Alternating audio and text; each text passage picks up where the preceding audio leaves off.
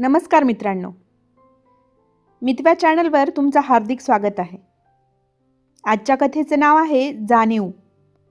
कथालेखन आरती खरबडकर, कथा वाचन स्नेहल जाधव. चला तर मग बघूया. मंदाताईंनी आपल्या मुलीचे लग्न एका चांगल्या कुटुंबात करून दिले होते. सुवर्णा दिसायला चांगली आणि शिकलेली मुलगी होती. तिचा नवरा संकेत मुंबईत एका चांगल्या नोकरीत कार्यरत होता. त्याचा मुंबईत स्वतःचा 2 BHKचा फ्लॅट होता. सुवर्णाचे सासू सासरे गावी राहायचे. सुवर्णा आणि संकेतचा राजा राणीचा संसार सुरू होता. आपल्या मुलीला आनंदात पाहून मंदाताई खूप खुश होत्या आणि आता तर सुवर्णाने मंदाताईंना त्या लवकरच आजी होणार ही गोड बातमी दिली होती. त्यामुळे त्या पार हरखून गेल्या होत्या. मंदाताई आणि त्यांचे यजमान माणिकराव विदर्भातल्या एका लहानशा गावात राहायचे. माणिकराव सधन शेतकरी होते तर मंदाताई गृहिणी होत्या. त्यांना 2 मुले होती, सागर आणि सुवर्णा. सुवर्णा अभ्यासात हुशार असल्याने मंदाताईंची खूप लाडकी होती. एका हुशार मुलीची आई म्हणून मंदाताईंचे सगळ्या नातेवाईकात कौतुक होत होते. सागर अभ्यासात साधारण होता. त्याने जेमतेम 12वी केली आणि वडिलांना शेतीच्या कामात मदत करू लागला होता. सुवर्णा मात्र पदवीधर झाली. मग घरच्यांनी जेव्हा तिच्या लग्नाचे मनावर घेतले तेव्हा संकेतचे स्थळ स्वतःहून चालून आले. मग घरच्यांनी थाटामाटात सुवर्णाच्या लग्नाचा बार उडवून दिला. त्यानंतर सागरच्या लग्नाचे मंदाताईंनी मनावर घेतले. त्यांना चांगल्या तालेवार घरातील मुलगी सून म्हणून हवी होती. त्यासाठी त्यांनी शोध मोहीम सुद्धा सुरू केली होती. पण सागर एकदा एका मित्राच्या लग्नात गेला आणि त्याने तिथे राधाला पाहिले. राधा त्याला पहिल्याच नजरेत आवडली. पण राधाच्या समोर जाऊन तिच्याशी बोलण्याची सागरची हिंमत झाली नाही. पण एकदा मंदाताई आणि माणिकराव यांनी सागरला 2 मुलींचे लग्नासाठी फोटो दाखवले तेव्हा सागरने त्यांना राधाबद्दल सांगितले. मंदाताईंना हे फारसे पटले नाही. पण माणिकरावांनी मात्र मध्यस्थांकडून राधाच्या घरची माहिती मिळवली आणि राधाच्या घरची मंडळी चांगली आहेत हे कळल्यावर सागरसाठी राधाला रीतसर मागणी घातली.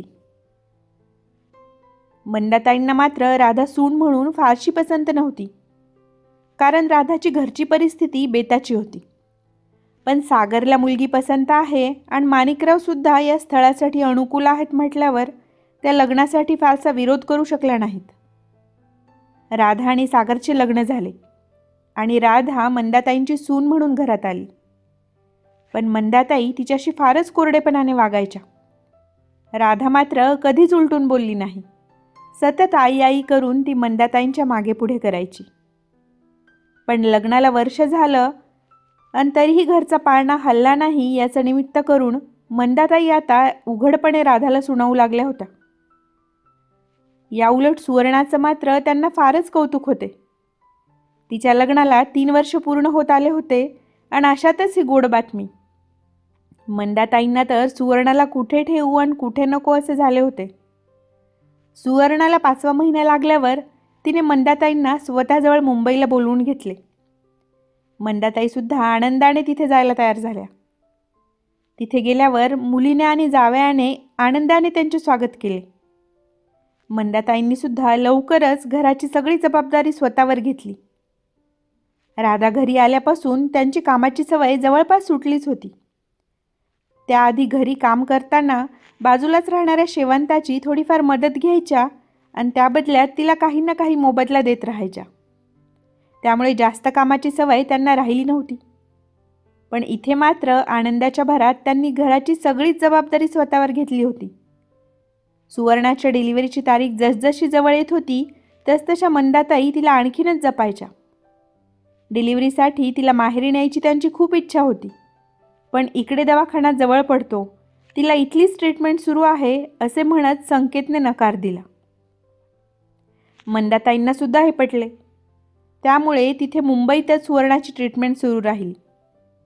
लवकरच सुवर्णाने एका गोड मुलाला जन्म दिला आणि मंदाताई नातवाला पाहून हरखून गेल्या. बाळाला पाहायला सुवर्णाचे बाबा, सासू सासरे सागर आणि राधा सगळेच आले होते. काही दिवस मुंबईला राहून बाळाचे कौतुक करून सगळे आपापल्या घरी निघून आले. सुवर्णाच्या सासू सासऱ्यांना मुंबईत मुळीच करमायचे नाही, त्यामुळे ते तिथे राहत नसत. म्हणून मग आणखी काही दिवस तिथेच राहण्याचा निर्णय मंदाताईंनी आनंदाने घेतला. मुलगी आणि जावाईसुद्धा अगदी हट्टाने त्यांना राहायचा आग्रह करत होते. म्हणून मग मंदाताई मुंबईतच थांबल्या. खरं तर बाळाला सोडून जायला त्यांचं मन मानत नव्हतं. मंदाताई बाळाचं सगळंच करायच्या. बाळ आता 6 महिन्यांचे झाले होते. बाळ वरचे अन्न खायला लागले आणि हळूहळू सुवर्णाने बाळाची सगळी जबाबदारी मंदाताईवर टाकली. ती आता वरचेवर संकेतसोबत बाहेर जायला लागली होती. अधूनमधून मैत्रिणींच्या घरी भेटीला जायची, तर कधी किटी पार्टीला जायची, कधी नुसतीच भटकायला म्हणून मॉलमध्ये जायची. लेक सुवर्णा आणि जावाई संकेत दोघेही गोड बोलून मंदाताईंकडून कामे करून घेत होते. घरी सून आल्यापासून कामाला हात न लावलेल्या मंदाताई मुलीच्या घरी काम करताना पार थकून जायच्या. त्यातच बाळ रांगायला लागल्यावर त्याच्या मागे धावताना तर त्यांची खूपच तारांबळ उडायची. पण सुवर्णा स्वतःहून त्यांची अवस्था काही समजून घेत नव्हती. सुवर्णाने लहानपणापासून आईला घरातील कामे करताना पाहिले होते. तिला वाटत होते की आईला सवय आहे कामांची. मंदाताईंना मात्र आता वाटायला लागले होते की बाळाची जबाबदारी सुवर्णाने घ्यावी आणि आपण आपल्या गावी निघून जावे. पण सुवर्णाला हे स्पष्टपणे सांगायची त्यांची हिंमत होत नव्हती. त्यांनी 1-2 वेळा आडून सुवर्णाला तसे सुचवले सुद्धा होते. पण सुवर्णा काहीतरी कारण सांगून आईचा गावी जाण्याचा विषय टाळायची. असेच दिवस जात होते. एकदा काम करताना बाळाच्या मालिशसाठी वाटीत काढलेल्या तेलाला सुवर्णाच्या मुलाचा हात लागला आणि तेल फरशीवर सांडले आणि अनावधानाने मंदाताई त्यावरून पाय घसरून खाली पडल्या. त्यांचा जोरात आवाज ऐकून सुवर्णा आणि संकेत दोघेही धावत आले. त्यांना पडलेले पाहून सुवर्णा त्यांना आधार देऊन उचलत म्हणाली, "अशी कशी ग आई तू वेंधळी? जरा पाहून चालायचं ना. पडलीस ना आता. काही जास्त लागलं तर उगाच दवाखान्यात जावं लागेल, तेही आज सुट्टीच्या दिवशी." मुलीच्या तोंडून हे ऐकून मंदाताईंना विश्वासच बसत नव्हता की ही आपल्या आईला दुखापत झालेली आहे, यापेक्षा आज सुट्टीचा दिवस वाया जाईल याचे दुःख सुवर्णाला जास्त झाले आहे. सुवर्णाच्या स्वभावाचा हा एक वेगळाच पैलू मंदाताईंच्या समोर येत होता. मंदाताईंच्या कमरेला बराच मार लागला होता. त्या दिवशी मंदाताई पूर्ण वेळ त्यांच्या खोलीत झोपून होत्या आणि म्हणूनच त्या दिवशी सगळी कामे सुवर्णाला करावी लागली. त्यामुळे तिची खूप चिडचिड होत होती. दुसऱ्या दिवशीसुद्धा मंदाताईंची कंबर खूप दुखत होती. त्यामुळे संकेत त्यांना दवाखान्यात घेऊन गेले. तेव्हा कळले की त्यांच्या कमरेत गॅप आल्याने त्यांना निदान पुढचे 2 महिने तरी बेडरेस्टवर राहावे लागेल. तेव्हा सुवर्णा आईला म्हणाली, "आई, तुझ्या फोनवरून सागरदादाला फोन कर आणि त्याला सांग की तुला घ्यायला ये म्हणून. बाळाला सांभाळून तुझी काळजी घ्यायला मला नाही ग जमणार." सुवर्णाच्या तोंडून हे ऐकून मंदाताईंना आश्चर्यसुद्धा वाटले आणि वाईटसुद्धा. कारण आपली मुलगी आपल्याला प्रत्येक परिस्थितीत साथ देईल असा त्यांचा ठाम विश्वास होता. पण सुवर्णाने तर पहिल्याच संकटात हात टेकले होते. शिवाय मंदाताईंनी त्यांच्या सुनेला राधाला मोठ्या तोऱ्याने अनेकदा सुनावले होते की माझी मुलगी असताना मला तुझी काही गरज पडणार नाही म्हणून. आता तिला कोणत्या तोंडाने सामोरे जायचे हा प्रश्नसुद्धा त्यांना पडला होता. पण आता सागरला फोन करण्यावाचून काही इलाज नव्हता. आणि खरं म्हणजे घरी जायच्या नुसत्या विचारानेही त्यांना बरं वाटत होतं. मंदाताईंनी सागरला फोन केला आणि सागर लगेच दुसऱ्या दिवशी गाडी घेऊन मंदाताईंना न्यायला आला देखील. भारी मनाने मंदाताईंनी सुवर्णाचा निरोप घेतला आणि सागरसोबत गावी जायला निघाल्या. घरी पोचताच राधाने त्यांचे हसून स्वागत केले. त्यांच्या तब्येतीची विचारपूस केली. त्यांना काय हवे नको ते विचारले. मंदाताई मात्र तिच्याशी बोलताना जरा अवघडलेल्या होत्या, पण लवकरच त्यांचं अवघडलेपण दूर होऊ लागले. राधाने खूप मनापासून त्यांची सेवा केली. त्यांना पुरेपूर आराम मिळेल याची काळजी घेतली. त्यांची पथ्ये सांभाळली. वेळेवर त्यांच्या कमरेला शेकून देणे, त्यांना बाथरूमला जाताना आधार देणे, आंघोळीसाठी मदत करणे, त्यांना हवं नको ते बघणे आणि रिकाम्या वेळी त्यांच्याशी गप्पा मारायला येणे, ही कामे राधाने अगदी मनापासून केली. सुवर्णासुद्धा अधेमध्ये फोन करून आईच्या तब्येतीची विचारपूस करायची. कधीकधी आईला वेंधळी म्हणून त्रागासुद्धा करायची, कारण तिला वाटायचे की आई जर त्या दिवशी पडली नसती तर आज आई तिच्याजवळ असती आणि तिच्यावर घरकामाची आणि बाळाची जबाबदारी आली नसती. मंदाताई सगळं काही ऐकूनसुद्धा गप्प बसून राहायच्या. सुरुवातीला राधाशी गप्पा मारतानासुद्धा मंदाताई फक्त कामापुरते बोलायच्या, पण हळूहळू सासूसुनेच्या नात्यात आपुलकी निर्माण होत होती. आता मात्र मंदाताईंना स्वतःच्या चुका चांगल्याच कळल्या होत्या. राधासारख्या गोड मुलीला त्यांनी सून म्हणून मनापासून स्वीकारले नाही याचे त्यांना वाईट वाटत होते आणि राधाला आई न होण्याच्या कारणावरून त्यांनी आजवर जे सुनावले त्याचा त्यांना खूप पश्चाताप होत होता. हळूहळू मंदाताईच्या कमरेचा त्रास बरा झाला आणि मंदाताई पूर्वीसारख्या चालायला फिरायला लागल्या.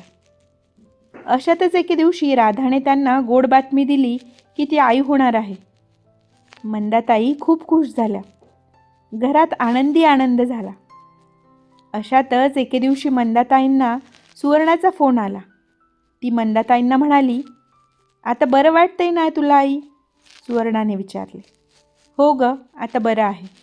तू काळजी करू नकोस. काल तर बाहेर एक चक्करसुद्धा मारून आले बघ मी, मंदाताई म्हणाल्या. अरे वा, छानच. मग दादाला सांग ना पुढच्या आठवड्यात तुला माझ्याकडे सोडून द्यायला, सुवर्णा म्हणाली. तुझ्याकडे? पण आता एवढ्या घाईघाईने कशाला? मंदाताईंनी आश्चर्याने विचारले. कशाला म्हणजे काय आई? अगं, माझ्या एकटीच्याने बाळाला सांभाळणे नाही होत. घरची कामे करतानासुद्धा जीव मेटाकुटीला येतो. एका मावशींना कामासाठी बोलावते मागच्या 2 महिन्यांपासून, पण त्यांचं काम काही मला आवडत नाही आहे बघ. आणि पैसे तर एवढे घेतात की काही विचारू नको. संकेतसुद्धा म्हणत होता की आई आली तर सगळं व्यवस्थित सांभाळेल म्हणून, सुवर्णा म्हणाली. तू काय बोलतेस? तुला तरी कळतंय का सुवर्णा? तुला कामाला बाई परवडत नाही किंवा बाईचं काम आवडत नाही म्हणून तू मला तिथे बोलावते आहेस, मंदाताईंनी आश्चर्याने विचारले. तसं नाही आई, पण तुला माहीत आहे ना की राधा वहिनीसुद्धा आई होणार आहे. मग आता याच बहाण्याने ती आराम करेन आणि सगळी कामे तुझ्या अंगावर पडतील. त्यापेक्षा तू इकडेच ये माझ्याजवळ. तेवढीच मलासुद्धा तुझी मदत होईल. वहिनी बघेल तिचं. तसंही तिला कामाची सवयच आहे. सुवर्णाने मनातले बोलून दाखवले.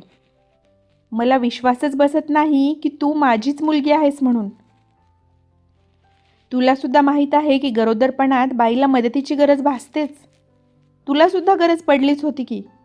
आणि एक आई म्हणून तुझं बाळांपण निभावणं माझं कर्तव्य होतं. तू जोवर बाळाची जबाबदारी नीट घ्यायला शिकत नाहीस तोवर तुझी साथ द्यायला म्हणून मी तिथे थांबले होते. आणि तेव्हासुद्धा तू काय वागलीस माझ्यासोबत ते तुलाही माहीत आहे. जेव्हा डॉक्टरांनी मला बेड रेस्ट घ्यायला सांगितली तेव्हा तू मला घरी जायला सांगितलेस. आणि आता तुला वाटतंय की तुझी आई काम करू शकते तेव्हा परत बोलावत आहेस. आणि तुला या वयात जर ही सगळी कामे जमत नाहीत तर विचार कर की मी किती थकून जात असेल या सर्वात. पण मुलीवर आणि नातवंडांवर असलेल्या प्रेमामुळे मी काहीही तक्रार न करता सगळं काही करत होते. पण तू मात्र सगळ्या जबाबदाऱ्या झटकून बाहेर फिरायचीस. मूल झाल्यानंतर एका आईची जबाबदारी खूप वाढते. राधा गरोदर नसती तरीसुद्धा मी आता तिथे यायला नकारच दिला असता. कारण आता तुला तुझ्या संसाराची आणि बाळाची जबाबदारी स्वतःच घ्यावी लागेल. त्याशिवाय तुला मातृत्वाच्या जबाबदारीची जाणीव होणार नाही. आणि एक आजी म्हणून जशी माझी जबाबदारी तुझ्या बाळाप्रती आहे तशी राधा आणि सागरच्या बाळाप्रती सुद्धा आहे.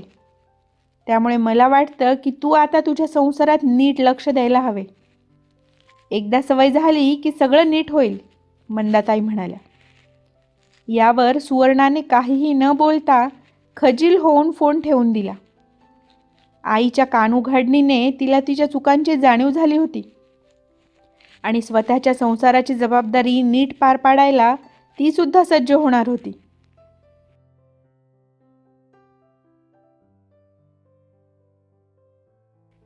व्हिडिओ आवडला असेल तर लाईक, शेअर, कमेंट नक्की करा आणि आमच्या मितवा चॅनलला सबस्क्राईब करायला विसरू नका. धन्यवाद.